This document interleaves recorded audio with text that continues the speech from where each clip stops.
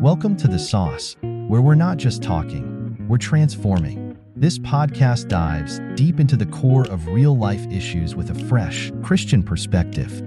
Hosted by ROYANNE Mitchell, each episode of The Sauce is a deep dive into the struggles, triumphs, and everyday moments that shape our lives. We're talking about how to navigate our mental health, find hope when everything feels chaotic, and live with purpose even when the road gets tough. We keep it real, adding a sprinkle of humor and a whole lot of heart, serving up truth with a side of grace.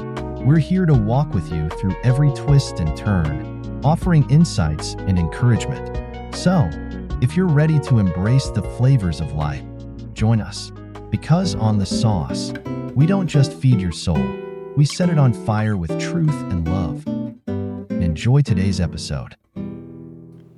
Welcome to The Sauce, where we're stirring up truth and transformation, where we dive deep into real life issues and mental health from a Christian perspective. Now, today's episode is about something many of us have struggled with: waiting for an apology that might never come. Maybe it's from someone who hurt you deeply, a parent, a friend, or even a spouse. That wound, that betrayal, it leaves a mark, right? But here's the thing. Your healing does not depend on anyone else's apology. Now, let that sink in for a moment. I'm not here to minimize your pain. I'm here to magnify your power. You see, God didn't create you to stay broken, waiting for someone to come along and fix what they shattered. Nope, not today. You have the power right now to release that trauma and step into peace. That's right, peace. The peace that surpasses all understanding that only God can give. And guess what? This peace is yours for the taking, and it's not tied to whether or not someone else recognizes what they've done to you. Take a deep breath. Breathe in. And breathe out. There's power in the breath. I want you to feel this in your soul. You may have been holding on to that hurt, waiting for validation, for acknowledgement, or for an apology. But you might never get that apology, and even if you do, it might not feel as good as you think. Waiting for that apology is like expecting someone else to be the key to your freedom. It's time to release it. Here's the truth. Holding on to hurt and anger isn't just holding on to the past. It's holding you back from your future.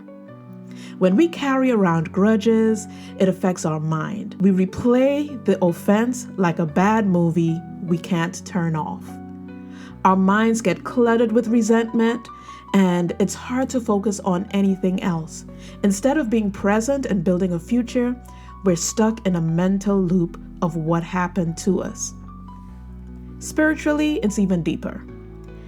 Anger and hurt create a barrier between you and God.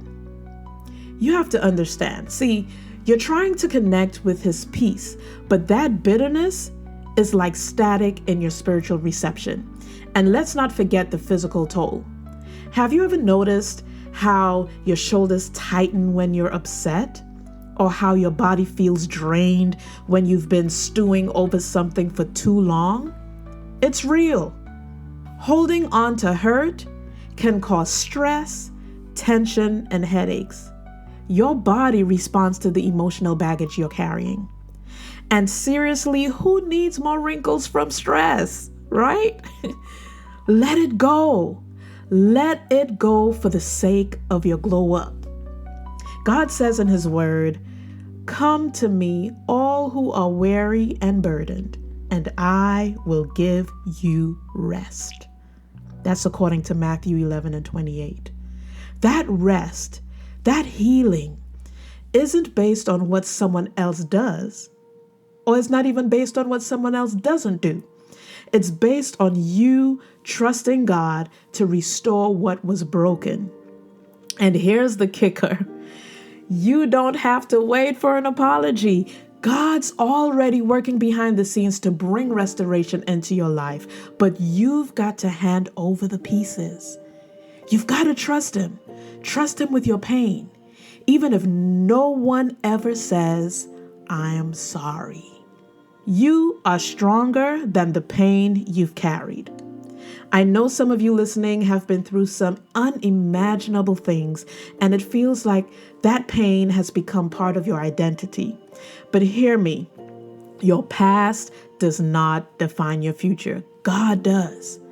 And your future is filled with healing, is filled with freedom, is filled with joy, if you're only willing to step into it.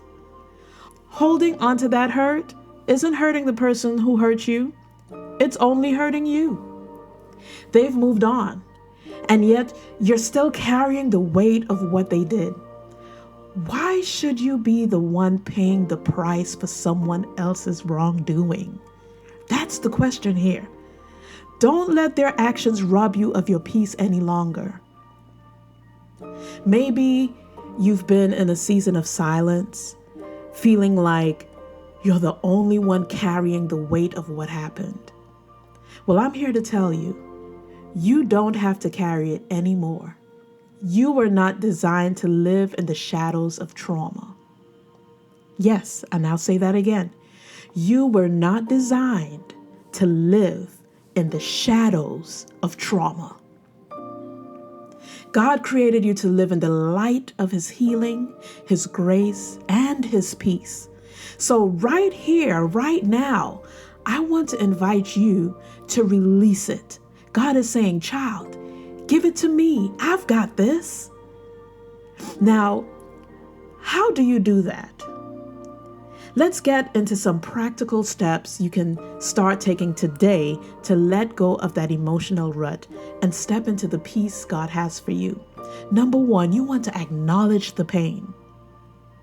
Sometimes we hold on to hurt because we haven't fully faced it. You can't heal what you don't acknowledge. So be real with yourself. What's been keeping you bound? And number two, pray for release. Ask God to help you release the anger. He's not going to snatch it from you. You've got to offer it up. And trust that when you give it to Him, He'll carry it for you. So let go and let God. Number three, forgive for your freedom. Listen, forgiveness isn't about letting someone else off the hook. It's about letting you off the hook. When you forgive, you free yourself, and that's where the healing begins. Number four, physical release. Sometimes we carry in our bodies the tension, stress, and all of that. Try something simple. Get moving. Breathe deeply. Journal it out. Whatever helps you release the energy physically, do it. Number five, speak life. Words have power. Speak healing, peace, and freedom over yourself every single day. Let your words align with the future God has for you. And then we have number six, choose peace daily. Letting go is a daily decision. When those thoughts of anger and hurt sneak back in, remind yourself that you've released it to God. Peace is yours, but you've got to claim it daily. As we bring this home, I want you to remember this. Your healing is not dependent on someone else's recognition of the hurt they caused. Your healing is dependent on your decision to hand it over to God. Don't wait another day, another minute, hoping for an apology that may never come. Your healing starts now. Your peace, your freedom, it's right in front of you. You just have to trust God enough to take that first step into wholeness. So as we wrap up today's episode, I want to challenge you. What's one piece of trauma, one hurt, one offense you can hand over to God today? Just one.